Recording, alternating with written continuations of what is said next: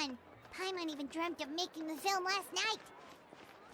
If Paimon remembers right, we're meeting at Hotel de Boer. Let's get going!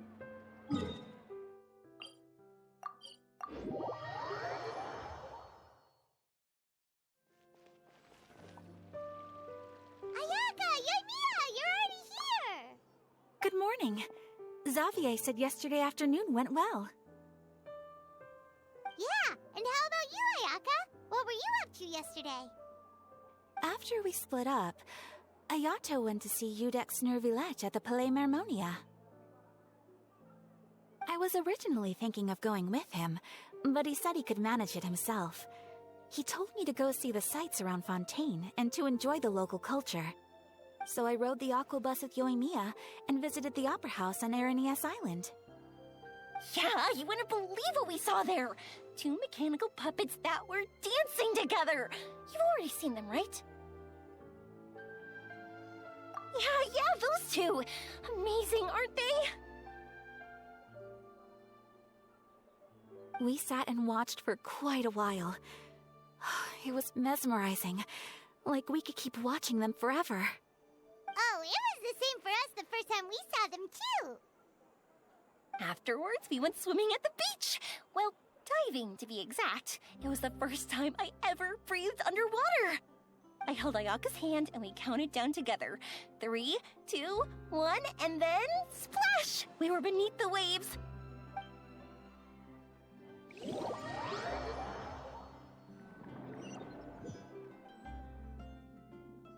At first, I didn't dare to open my mouth. But once I couldn't hold my breath any longer, I decided to take a big breath in. Turns out the water wasn't as salty as I imagined. It didn't really taste like anything at all. Before I knew it, I was breathing like normal down there. It was an amazing feeling. Ayaka said I was too nervous and needed to loosen my grip. She got used to everything way faster than I did. I knew that the Traveler could do it, so I had no doubt we could do it too. That helped me feel at ease as soon as we dove in. The underwater world in Fontaine truly is beautiful. I love seeing the romaritime flowers blossoming underwater, like little candles lighting up the streets at night. Yeah, and there were so many creatures that we've never seen in Inazuma. Like those fish that shimmer like a sword blade. Whoosh! Oh, and those big fish that call when they see people. Ooh. Oh, you mean Hunter's Rays and Blubber Beasts! I just love the name Blubber Beast. Just wait till Pops and the others hear about this. They probably won't believe a word I say.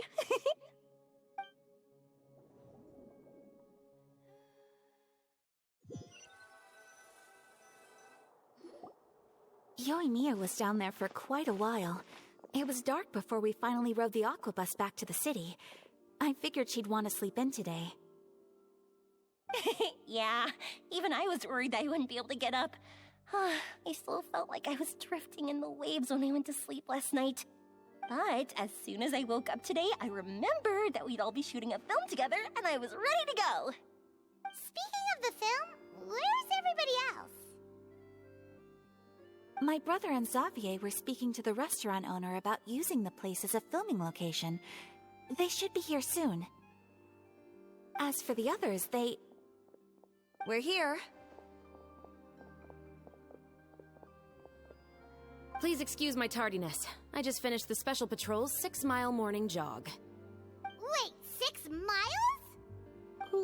I'm so tired. I heard you all chatting, so I decided to come down. I sure could use some of that endless energy everyone else has. Good morning, everyone. Morning. Can someone fetch me a cup of coffee? More milk, hold the sugar. Sure. I'd be happy to do that for you. No, you can't go anywhere. Please, have a seat over here so I can get started on your makeup. The last thing I want is coffee stains on my costumes. I can get the coffee. It's the perfect job for an assistant.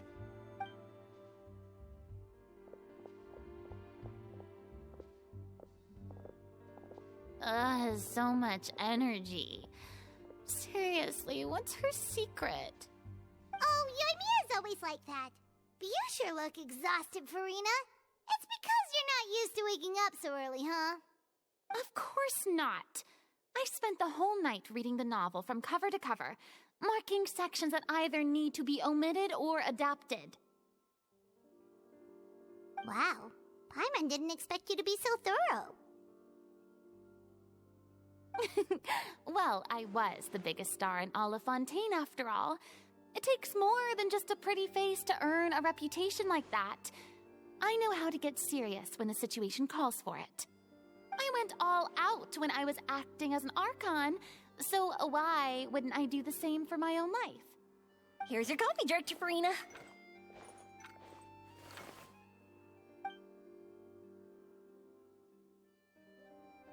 Oh, thank you.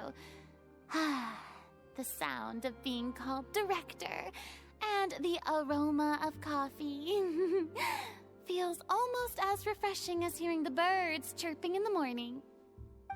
It seems everyone has managed to arrive on time. We've reached an agreement with the restaurant owner. We are free to use the second floor to shoot our film. Really? That's great! He is really looking forward to our film and hopes that providing his restaurant as a filming location will attract more customers. Well then, Mr. Xavier, I'll leave the rest to you. Okay, thanks. First, I'd like to introduce our new members. This is our prop manager, Veronique. She'll be in charge of all the film's props and items. And this is Bonneau, our lighting technician. He'll be in charge of lighting and illumination to set up each scene's atmosphere. Wow. Sure feels like we have some real professionals joining the crew now. First of all, please allow me to first express my sincerest gratitude to everyone in the crew. When my investor informed me yesterday that he wouldn't be able to provide the funds, I really thought that this was the nail in the coffin for this film. I had no idea that I'd find so many people willing to help me on such short notice. Thank you. Thank you all from the bottom of my heart. No need to be so cordial, Mr. Xavier. We're all honored to be a part of this. Your works made a profound impression on me when I saw them back in Inazuma. I am sure that someday, this film will be remembered as a prime example of cultural exchange between Fontaine and Inazuma. Yes, the story is the reason I agreed to join. I can't bear to even imagine what this film would look like without the very best director. Anyway, I would like to make a promise to everyone that as the producer of this film, I'll do whatever I can to ensure that everything goes as smoothly as possible. This is not just my film. It also embodies the thoughts and feelings of every person here, as well as the endless effort we are about to pour into it. So, without further ado, the Two Musketeers will officially begin filming now! You may take it from here, Director Farina. All right, listen up, everyone.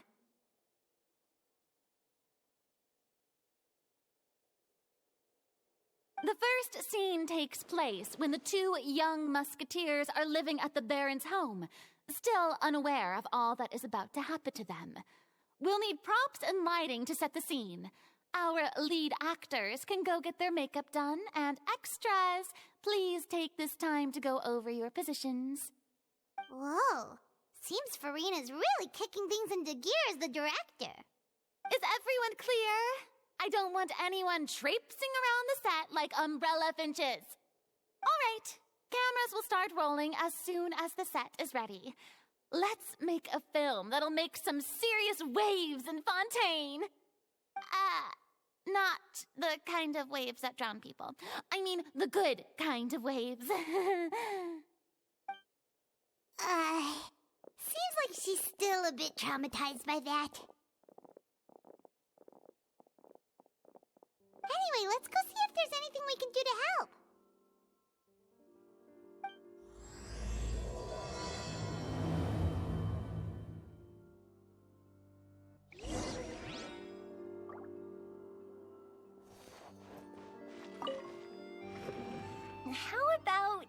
clapper. A little more to the left. You got it. Hey, Yoimiya, do you need a hand? No, I'm fine. You know, doing the lighting is kind of like designing a fireworks show. It's interesting to imagine what kind of atmosphere the lights will create. I heard that the Traveler will be operating the camera and Paimon will be the clapper loader, right? Those roles are just perfect for the two of you. Really? Is that because it'll be easy for Paimon to hold the clapperboard while flying? Well, sure, there's that, but that's not exactly what I meant. I just think that after all your journeys together, you two must have developed a super close bond and just naturally know how to work with each other. If I'm not mistaken, the director will want the cameras rolling as soon as the clapperboard goes clack.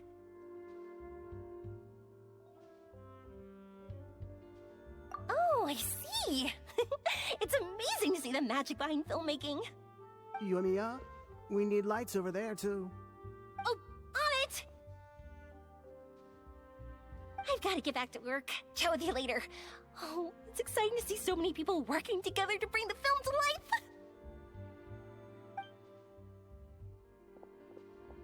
Seems like Yoimiya's really getting into it. But she was right. We do have a super close bond, don't we?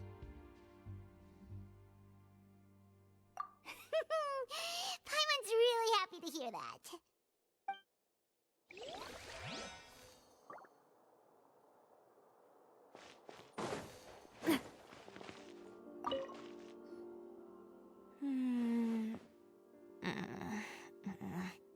Ayaka has mentioned you to me before. She said that you two were great friends when you were kids. No talking.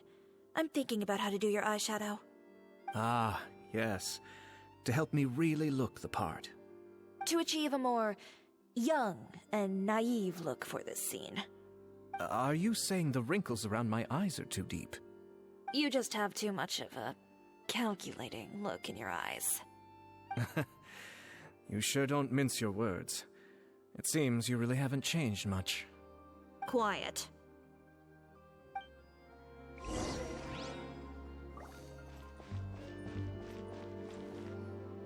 So, this is a real musket? No, it's just a prop weapon. Not bad. Have you seen a real musket before? Only in books and newspapers. I made this one based on the relative shape and proportions I saw in reference images. When we're filming, some special gunpowder will be applied around the muzzle, which will help create the flash and smoke effects of a real gun being fired. Which means it'll be up to the actors to portray the recoil. That's right. The sound effects for gunshots will also be added in post-production. Thank you, Veronique. I think I know where to start now. However, the musket's gears and firing pin could still use some work. Adding some wear on the metallic components will make them appear more realistic. Also, be sure to rub the muskets with some oil each time before we start shooting. That'll give the impression that the firearms have been well maintained. Good point. You seem to know a lot, Miss Chevres. I assume you use these types of firearms on a regular basis? Yes, I perform routine maintenance on my weapons every day. Just like we as people need to eat and sleep, muskets need to be cleaned and maintained. I also perform similar care for my sword every day, and familiarize myself with its shape and weight, to the point where it feels like a natural extension of my body. Yes.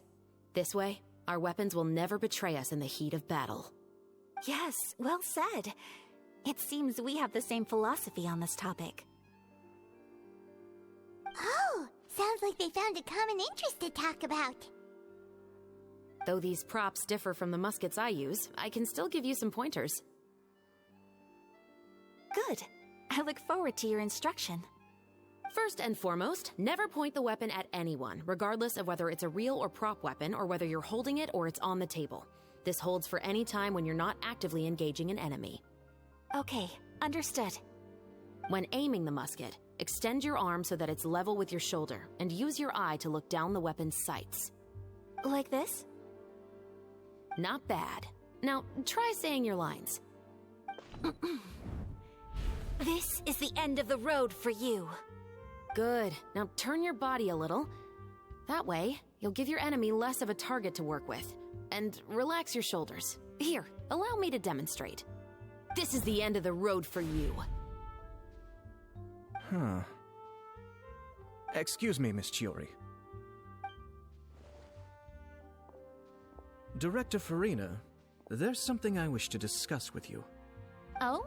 What is it? Like this? Yes, much better. What do you think? I do see your point. But are you sure you wish to do this? I believe it would be most fitting. Well, if you insist. All right, I understand. Miss Ayaka, Miss Chevres, could the two of you please come over here? Huh? What's going on? Are we gonna start filming now? Let's go see. What is it? I have a question for you, Miss Chevres. Would you be willing to play the role of a musketeer? What? To clarify, I would like to turn over my role to Miss Chevres. But brother... Don't worry, Ayaka. I actually view this as a good thing. I was becoming troubled trying to set aside some time to speak to the staff at the Palais Mermonia. I would like to have some conversations about the cultural exchange between our two countries, and I've heard that the bureaucratic process here can get rather complicated. Now, I will be able to focus on my work. Besides, you also know that I'm not really one for public performances. Are you really sure? From a director's point of view, I also felt like the relationship between the two musketeers in the original story could be improved. The older brother in the story plays the lead role with his overbearing character, but this causes his character to overshadow that of his sister, and the theme of the two supporting and relying on each other isn't conveyed very well. But if we were to change the siblings to two sisters of a similar age, then that aspect of the story might come through more clearly. Also, I've seen you instructing Ayaka. That cold and dignified personality is exactly what we need for the older musketeer. Of course, even with all these insights, the decision should still be made by Miss Chevres. Chevres mentioned that she really likes the story, right? Paimon bets that she'll take the role.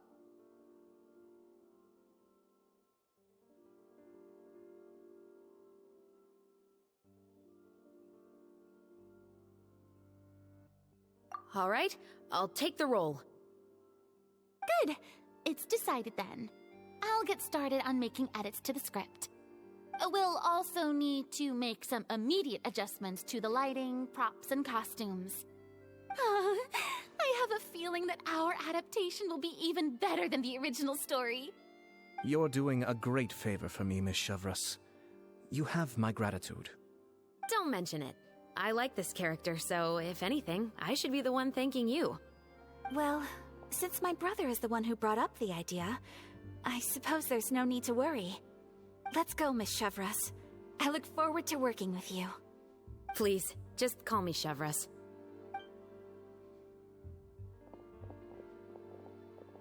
Seems like you're really going out of your way to solve the problem I was having with your makeup. Surely you jest, Chiori. I assure you that I was mostly motivated by a desire to spend more time on formal business. Oh, come on. You really think I'd buy that?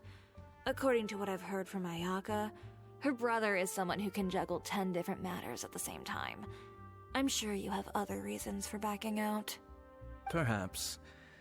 Ayaka always said she wanted to go out and see more of the world, just like the Traveler. But I feel that she needs not only to see other nations, but also to make some different kinds of friends. I think it would be harder for her to make new connections with me constantly by her side. I would like to give her some space. All right, go on. Spoil her some more. Ayato, it's too bad you're stepping down from the role. Paimon really wanted to see you act as a musketeer. No need to poke fun at me. I'd wager that you also felt that I wasn't the best candidate for the role. It's a little hard for Paimon to imagine you saying those lines. Yes, I've made an appointment to meet some people from the Palais Mermonia. Now, I will have some more time to prepare. Traveler, get the camera ready. Paimon, get the clapperboard. Actors, to your positions. We're about to start shooting the first scene. Go on now. And please take good care of Ayaka. Yep, don't worry.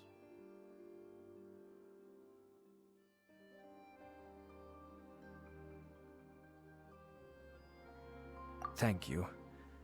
I look forward to seeing the film when it's finished. All right. Now that we're all here, let me help set the scene for everyone. The first scene takes place when our two main characters are still living at the Baron's estate. They've been ostracized and verbally abused by others in the household, but they still have no idea why. We want to capture how naive and innocent they are despite their pain. Chevris will be playing the role of the older sister, Tulip, and Ayaka will be the younger sister, Iris. Be sure to get close-ups of the main characters at the right moment. Silence on the set! Lights! Camera! Action! Let's go! Tulip, Mother's been out for quite a while now. Perhaps she went to pick some flowers on the way home. You know how she loves flowers. Iris, Tulip, I'm home. Mother, you were out for so long, we were beginning to worry about you. I'm sorry, but I'm back now, safe and sound. Here, I brought your favorite treat, apple turnovers. Mother, what are those bruises on your hand? Huh? What bruises? Oh, I must have bumped into something while I was working yesterday. But I didn't notice them this morning. Then perhaps they're from when I accidentally tripped when I was out just now. By the way, did you have fun playing at home? What's the matter, Iris?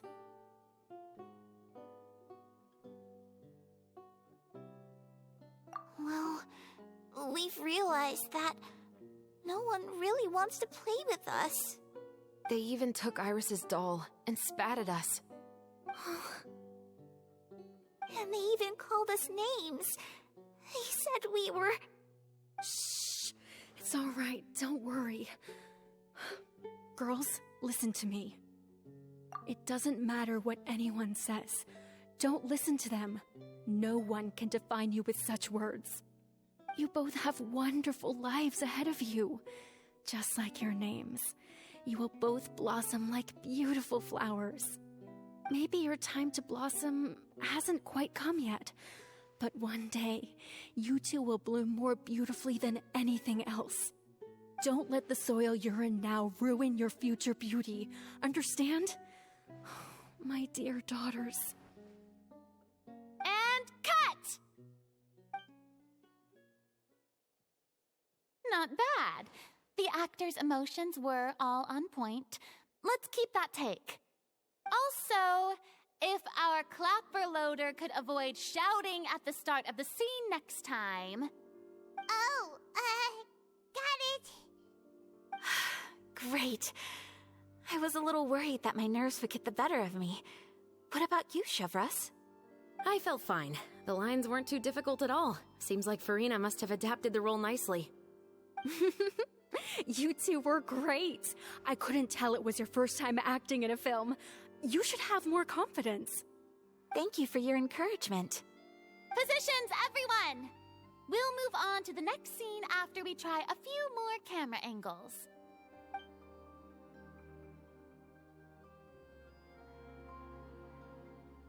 This scene is when our two characters return home, only to discover their mother has been murdered. Ready? Lights! Camera! Action! Mother, we're back. Mother?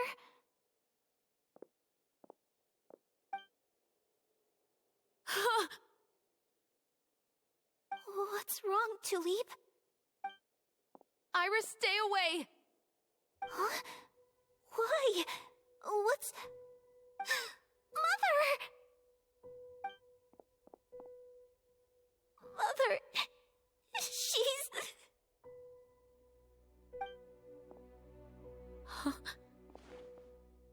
There's poison in this cup. Huh? I could have sworn I've seen this kind of cup before. Those aristocrats. They didn't even try to cover up their actions.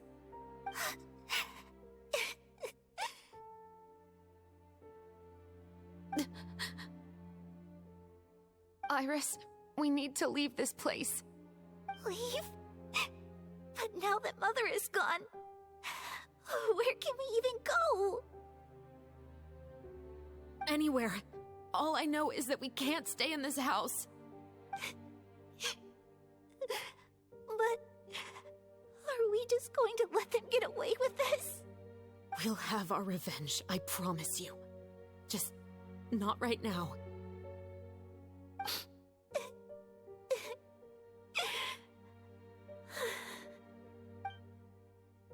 Come on, let's go.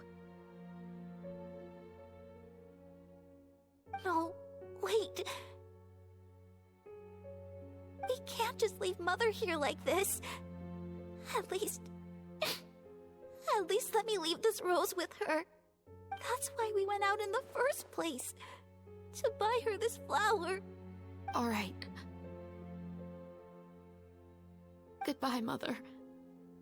We'll avenge you. Someday. And cut! Beautiful! Great performance!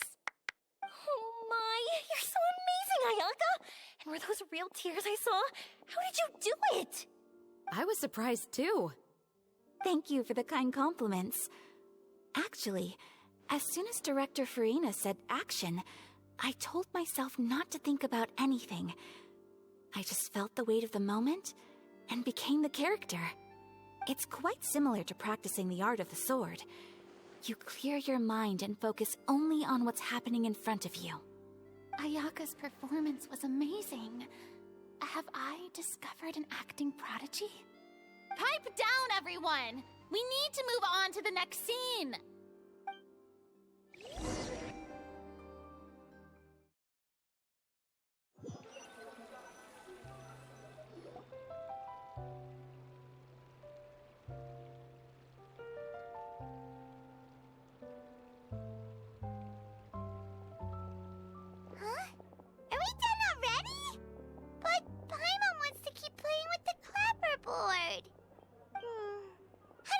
Traveler. Is your arm sore from holding the camera all day? Good work, you two. You too, Chevres. You were quite the actress today. I've read this novel many times before. I have a good grasp of my character's mindset.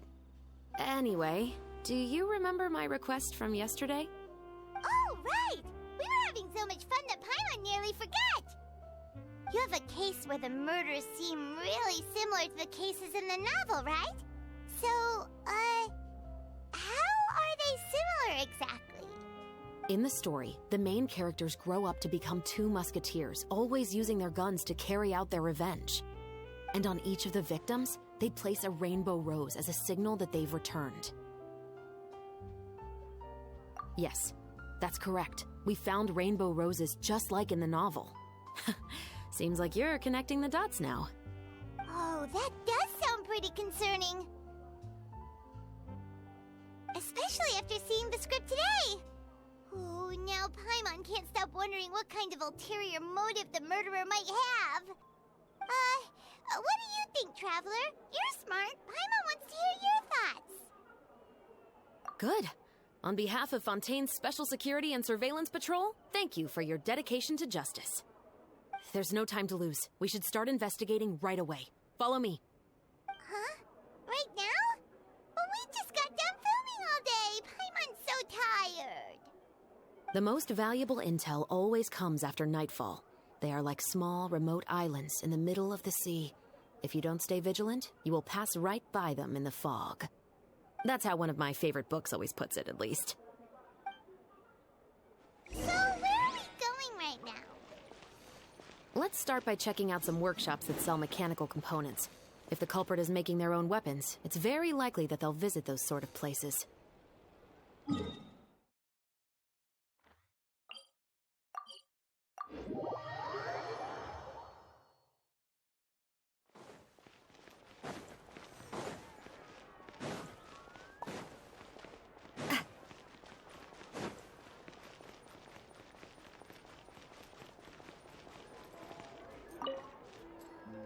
Welcome to LeChaux's Clockwork Workshop. How can I help you? Hello. I'd like to know if anyone has purchased some special components lately. Special components? Sorry, could you be more specific? I mean the kind of components that aren't typically used for clockwork toys, but for firearms. Huh? For firearms? No, we don't sell those sort of things here. Don't misunderstand. I'm not here to cause any trouble.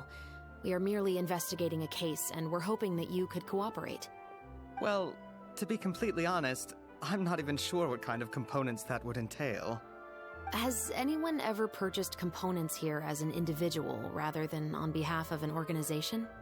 We have a lot of customers who buy toys, but those who buy components are all regular customers who buy in bulk on behalf of their organization.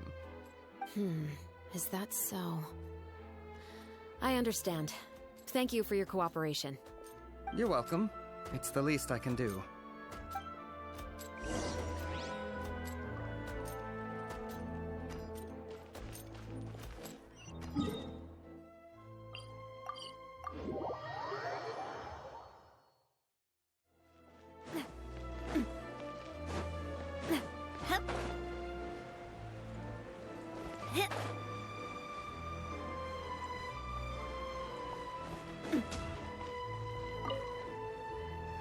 Oh, hey, Chevres. Run out of oil for your musket again? Hello, Estelle. I want to know if anyone has come to your shop recently to order some firearm components. Oh, is this another case? Let me think. I don't think so. Some people have requested that I make some prop guns for the Fontanalia Film Festival, but I refused all of those requests. Oh? Why's that? Because there's no profit! I only make things here that can do some real heavy lifting. I don't have the energy to make some new molds just for the festival. Then has anybody come specifically looking for mechanical components? Well, I usually sell off my scrap to the Fleuve Cendre. I don't typically give them to one specific person. I understand. Thanks for your cooperation. Don't mention it. Always happy to have the Musketeers' patronage. Seems like we haven't found any leads to go off yet. Yeah, unfortunately. All right, let's head to Fleuve Cendre next. Huh? Are you sure? People might not be so thrilled to see the captain of the special patrol there. You think so, huh? Then I guess you don't know. Huh? Know what? That I grew up in Fleuve Cendre.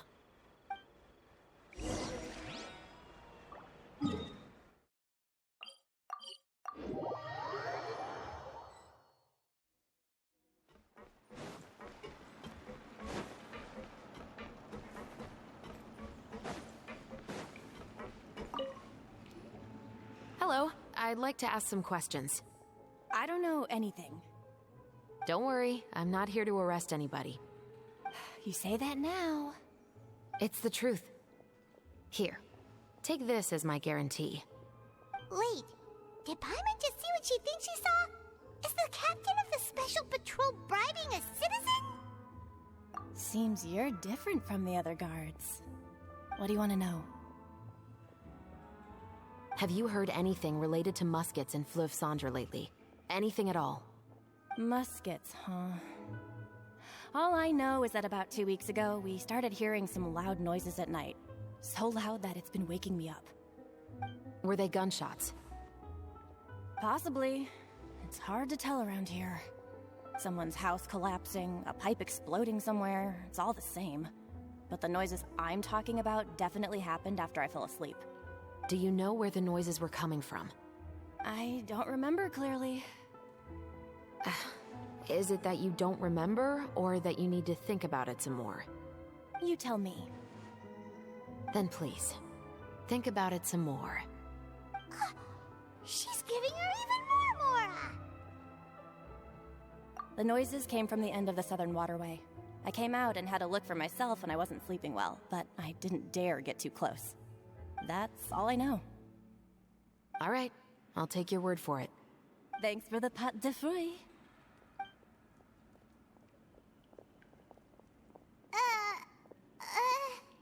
No need to be surprised. I grew up here, remember? I know how to get people around here to talk. Seems you catch on pretty quick. Now then, let's keep going.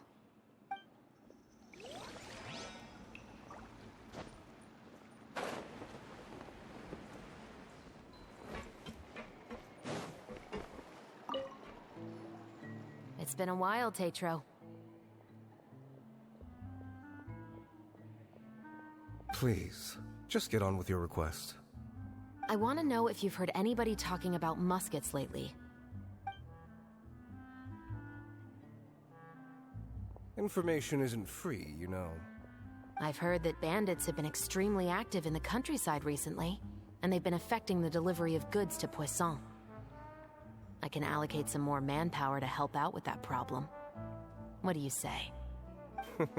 You're still as helpful as ever. One of our men got drunk at dinner about a month ago and lost his gun. 3 days later, it turned up in the corner here. What's weird about that? He just forgot where he put it, right? This is Fleuve Cendre, my friend. Anything of value left in the tavern won't ever make it to the next day. But that gun turned out to be an exception. It didn't get any new wear and tear on it, and didn't even appear to have been fired. We were quite mystified as to what could have happened. I suspect it came back because the weapon was already known to the guards. You mean, a criminal was afraid the Marechaussee Phantom would use the shot marks to track them down? Maybe. But if that's the case, the culprit really took great care to avoid getting caught. I didn't say anything about a criminal. In Fleuve Cendre, knowing who was killed is as easy as knowing what clothes you're wearing today. It's the guy living in the east side, isn't it? I've never liked him. Every time he's here, he just orders a drink and sits there with a nasty look in his eyes. So, who was the one who lost the gun in the first place? Don't bother. Even if you ask, he wouldn't admit to owning a gun to some strangers. Not to mention the captain of the Special Security and Surveillance Patrol. He's right. I know you grew up here, Chevres. Even though you're on good terms with the Spina, you've still been gone too long. Not many people know you here now, and a lot of people don't like the Special Patrol. I know. So take my advice and don't show your face too much around here. It's for your own safety. I'll come and go as I please, and I'm afraid I'll be appearing more often due to my work. All right. Don't say I didn't warn you.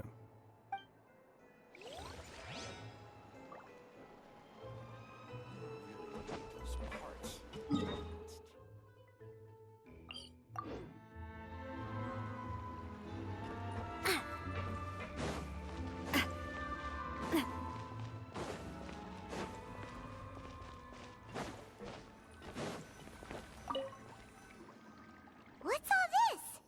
Some broken planks and barrels, as well as some liquor bottles? Yes, but have a closer look, Paimon. Even though somebody has purposefully tried to clean them up, these are obviously marks from musket bullets. In other words, someone was here trying to improve their shot. They were using the barrels and bottles for target practice. Could it have been the killer? Your guess is as good as mine. Although many people at Fleuve Cendre own guns, few hide the fact from others. And even fewer would go to such lengths to hide markings from practice shots. Anyway, let's go. There might be more to this.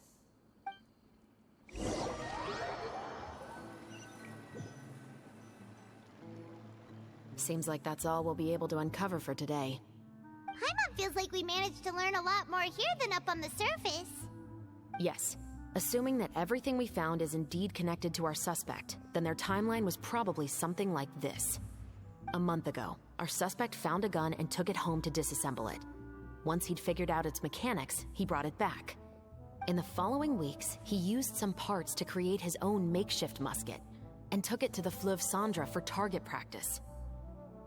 Then, a few days ago, he found his target and carried out the murder. Once the deed was done, he left a rainbow rose on the body, just like the scene in the novel. That all makes sense to Paimon, but we're still no closer to figuring out the killer's identity. The deceased was a resident of Fleuve Sandra. It said that he was a poor, solitary man.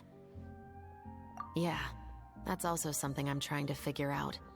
If we are indeed following the novel, and there's a story behind the murder, then this murder should be an act of vengeance.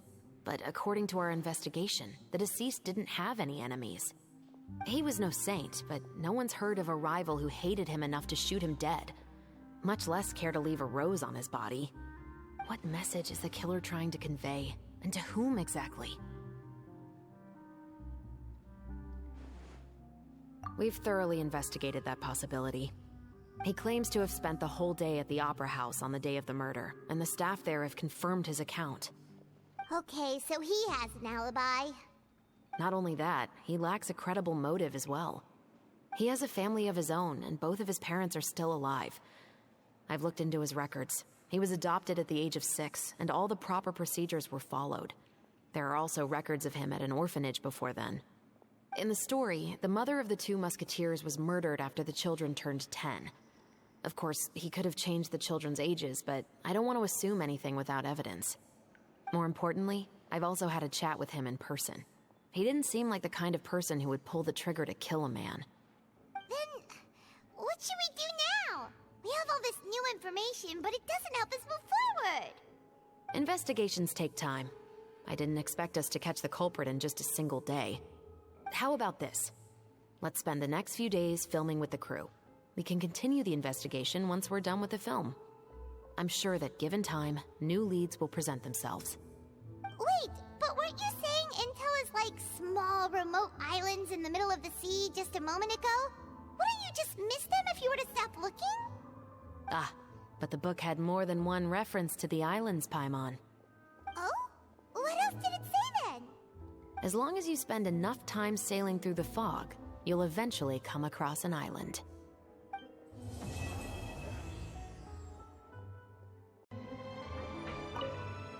What? Never thought that the captain of the security and surveillance patrol could come from the Fleuve Sandra? Honestly, I'm pretty shocked too. There used to be a time when I thought I would never be able to join the guards.